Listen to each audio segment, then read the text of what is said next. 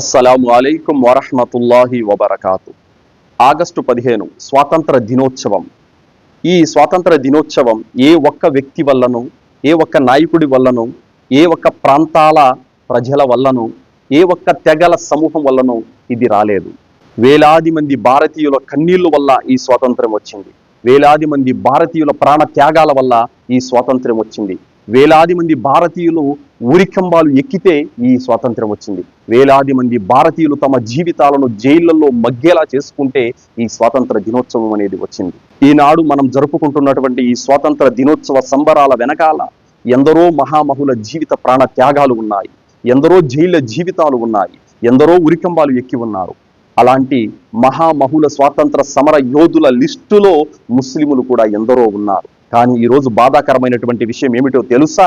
పిల్లలు చదువుకునే పాఠ్యాంశాల పుస్తకాలలో ఆ ముస్లిం సమర యోధుల పేర్లు లేకుండా చెరిపేశారు. నేటి తరానికి ఆ ముస్లిం సమర యోధుల పేర్లు కూడా పరిచయం లేకుండా చేసేశారు. ఇది అత్యంత బాధాకరమైనటువంటి విషయం. కేవలం ఒక్క వర్గానికి చెందినటువంటి వారిని మాత్రమే ఈ మహామహుల లిస్టులో నుంచి తొలగించడం అనేది చాలా బాధాకరమైనటువంటి విషయం. ఈనాడు పిల్లలకి స్వాతంత్ర దినోత్సవంలో పోరాడినటువంటి పేర్లలో మహాత్మా గాంధీ గురించి తెలుసు, సుభాష్ చంద్రబోస్ గురించి తెలుసు, భగత్ సింగ్ గురించి కూడా తెలుసు. కానీ వారిలో అజీముల్లా ఖాన్, అష్ఫకుల్లా ఖాన్, అబాది బానో బేగం లాంటి మహావీరులు ఉన్నారన్నటువంటి విషయం ఎంతమందికి తెలుసు? నేడు యువతకైతే కనుక ఏ మాత్రం కూడా ఈ పేర్లు పరిచయం కూడా లేదు. కారణం, చరిత్ర నుండి వీరి పేర్లను తొలగించేశారు, ఎన్నో పేజీలని చింపేశారు. ఇది అత్యంత బాధాకరమైనటువంటి విషయం. నేడు నిద్ర లేచినాంటి ముస్లిములను దేశ ద్రోహులుగా చూపించేటటువంటి ప్రయత్నము ముమ్మరంగా జరుగుతుంది. ఒకవైపు సినిమాల ద్వారా, మరోవైపు మీడియా ద్వారా, మరోవైపు కొందరు సోషల్ మీడియా ద్వారా రకరకాలుగా ముస్లిములను దేశ ద్రోహులుగా చిత్రీకరించి ప్రపంచానికి చూపెట్టేటటువంటి ప్రయత్నం అనేది ముమ్మరంగా జరుగుతుంది. వందే మాత్రం పాడట్లేదు కావున మీరు దేశ ద్రోహులని ఒకడంటాడు, మీకు దేశభక్తి లేదు అందుకు మీరు దేశ ద్రోహులని ఒకడంటాడు, మీరు ముస్లిములు కాబట్టి మీరు దేశ ద్రోహులని మరొకడంటాడు. ఒక్క పూట తల్లిదండ్రులకు అన్నం పెట్టని వాడు కూడా దేశం గురించి మాట్లాడుతాడు, దేశభక్తి గురించి మాట్లాడుతాడు.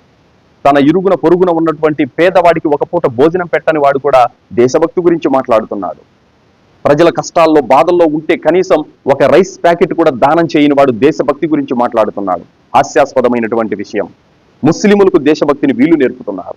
ముస్లిముల రక్త నరాల్లో దేశభక్తి ఉంది, అందుకోసమే ఉరికంబాలు ఎక్కారు, అందుకోసమే జైళ్లలో తమ జీవితాలను త్యాగం చేశారు, అందుకోసమే బ్రిటిష్ వారితో పోరాడి తమ ప్రాణాలను సైతం త్యాగం చేసి ఈ దేశానికి స్వాతంత్రం తీసుకొని వచ్చినటువంటి సమర యోధులలో ముస్లిములే అత్యధిక మంది ఉన్నారు. ఈ విషయం మీకు తెలియదనుకుంటా.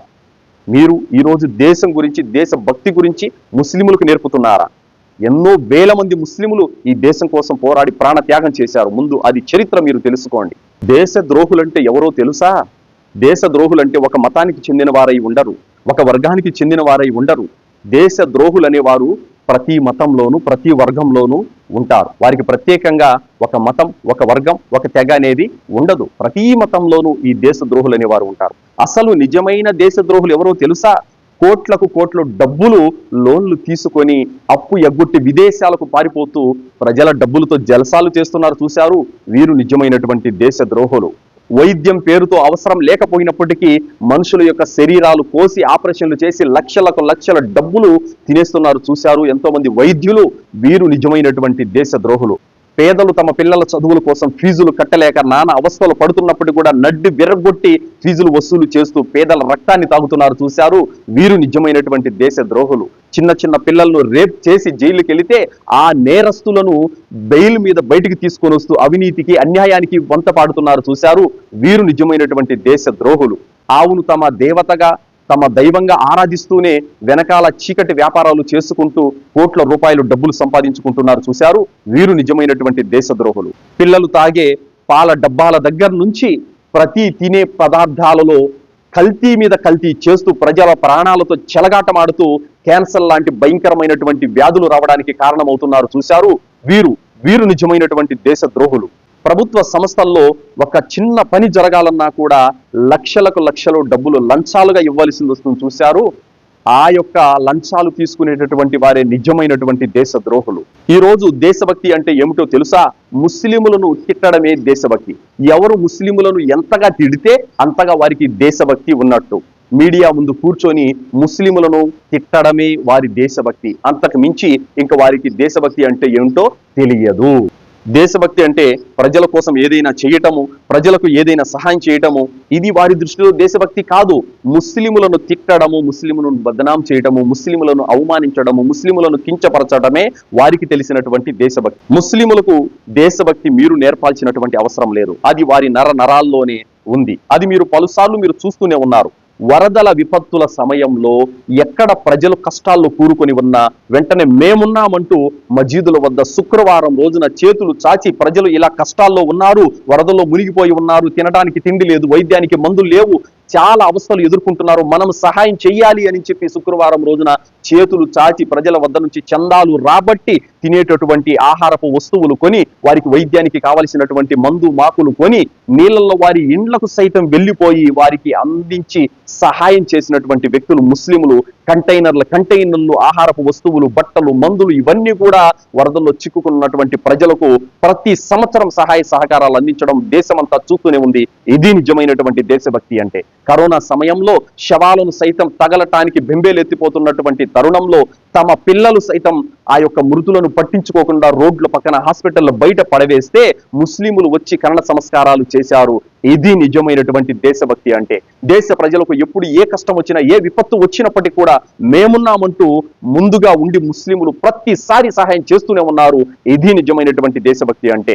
ఒక తెలుగు కవి గురజాడ అప్పారావు గారు ఏమన్నారు? దేశం అంటే మట్టి కాదో, ఈ దేశం అంటే మనుషులో అన్నారు. అంటే మట్టి కాదు దేశం అంటే మనుషులు. దేశంలో ఉన్న మనుషులకు కష్టం వస్తే, ఆపద వస్తే, ఇబ్బంది వస్తే మేమున్నామంటూ సహాయం చేయటము, అండగా నిలబడటము, వారిపై వచ్చిన ఆపదలను తొలగించటం, ఇది నిజమైనటువంటి దేశభక్తి అంటే. కానీ మీరేమనుకుంటున్నారు? దేశభక్తి అంటే ఎవరో ఒక వ్యక్తి సినిమా తీస్తాడు, ఆ సినిమా చూసేసి అందులో ముస్లింలను అతి భయంకరంగా క్రూరంగా చూపెట్టి ఉంటారు, వాడు పళ్ళు కొరుకుతూ ఉక్రోషంతో ఆవేశంతో బయటకు వచ్చి ముస్లింలను తిడతాడు. మీకు తెలిసిన దేశభక్తి ఇది. ఏమండి, ఒక్కసారి ఆలోచించండి. ఆ సినిమాలో చూపెట్టేది మొత్తం డూపు, ఆ సినిమాలో చూపెట్టేదంతా కూడా అబద్ధము, దుష్ప్రచారం తప్ప మరేమీ కాదు. నిజంగా వారికే గనక దేశభక్తి ఉంటే దేశం పైన, ఆ సినిమా తీసినటువంటి ఆ యొక్క డైరెక్టర్ ఎవరైతే ఉన్నాడు దేశం కోసం ఏం చేశాడు, ఎంత సహాయం చేశాడు, ఆ సినిమాలో నటించిన హీరో దేశం కోసం ఏం చేశాడు, ఎంత డబ్బులు సహాయం చేశాడు, అందులో నటించిన నటులు దేశం కోసం ఏం చేశారు, ఇదిగోండి మా తరపున 10 కోట్ల రూపాయలు దేశం కోసం ఖర్చు పెట్టండి, దేశ ప్రజల కోసం ఖర్చు పెట్టండి, మాకు దేశభక్తి ఉందని సినిమా హీరో కానీ, హీరోయిన్ కానీ, డైరెక్టర్ కానీ ఎప్పుడైనా చెప్పారా? లేదు. వారికి ఏం కావాలి? మతాల మధ్యన చిచ్చు పెట్టడము, ముస్లింలను దేశ ద్రోహులుగా చూపెట్టడమే వారికి తెలిసినటువంటి పని. కావున వీలైనంత ఎక్కువగా ముస్లింలను దేశ ద్రోహులుగా, నమ్మక ద్రోహులుగా, దుర్మార్గులుగా, క్రూరులుగా ఈ యొక్క దేశ ప్రజలకు చూపెట్టడమే పనిగా పెట్టుకున్నారు. అలాంటి దౌర్భాగ్యుల నుండి దేశాన్ని దైవం రక్షించాలి. కావున నేడు స్వాతంత్ర దినోత్సవం ఏదైతే మనం జరుపుకుంటున్నామో దీని వెనకాల ముస్లిం, హిందూ, క్రిస్టియన్ కాదు, ప్రతి మతానికి చెందినటువంటి వ్యక్తుల ప్రాణ త్యాగాలు ఉన్నాయి. ఇది మనం గుర్తు పెట్టుకోవాలి. ఏ మతానికి చెందిన వారైనా స్వాతంత్ర సమర యోధులను మనం అభిమానించాలి, వారిని గౌరవించాలి, వారి పేరు మనం ఎప్పటికీ మర్చిపోకూడదు. రానున్న తరాల వారికి వారి చరిత్రల గురించి చెప్పాలి. అతను ముస్లిం కాబట్టి అతని చరిత్ర మనం చెప్పకూడదు, అతను క్రిస్టియన్ కాబట్టి అతని చరిత్ర మనం చెప్పకూడదు, అతను హిందూ కాబట్టి అతని చరిత్ర మనం చెప్పకూడదు అనేటటువంటి ఆలోచన చాలా దుర్మార్గమైనది, చాలా అన్యాయమైనది. ఏ మతానికి చెందిన వారైనా సరే స్వాతంత్ర సమర యోధుల గురించి పిల్లలకు తప్పనిసరిగా చెప్పాలి, నేర్పించాలి. నిజమైనటువంటి దేశభక్తి అంటే మతం కాదు, ప్రజల పట్ల సేవా భావం కలిగి ఉండడము, ప్రజలకు వచ్చినటువంటి కష్టాలలో మనము సైతం చేయూతనివ్వడము, సహాయ సహకారాలు అందించడము, ఇదే నిజమైన దేశభక్తి. దేశభక్తి అంటే దేశంలో ఉన్న ప్రజల పట్ల మంచి సదుద్దేశంతో మెలగటం. దేశభక్తి అంటే స్వాతంత్ర దినోత్సవం రోజున జెండా ఊపేసి మిగతా రోజులు పట్టించుకోకపోవడం కాదు. మరి ఈ రోజు దేశంలో ఎంతో మంది ఉన్నారు, ఎలాంటి దౌర్భాగ్యులు ఉన్నారంటే రోడ్డు పక్కన గోడల మీద రాయబడి ఉంటుంది, ఇచ్చట మూత్ర విసర్జన చేయరాదు అని చెప్పి. అయినప్పటికీ కూడా గోడల మీద, రోడ్ల పక్కన మూత్రం పోస్తూ ఉంటాడు. చెప్పండి, అలాంటి వారికి దేశభక్తి ఉందా? ఎక్కడైనా రోడ్ల పక్కన యాక్సిడెంట్లు కాకూడదని కెమెరాలు మరియు అద్దాలు పెడితే వాటిని కూడా లాక్కెళ్ళిపోతున్నారు. చెప్పండి, ఇలాంటి వారికి దేశభక్తి ఉందంటారా?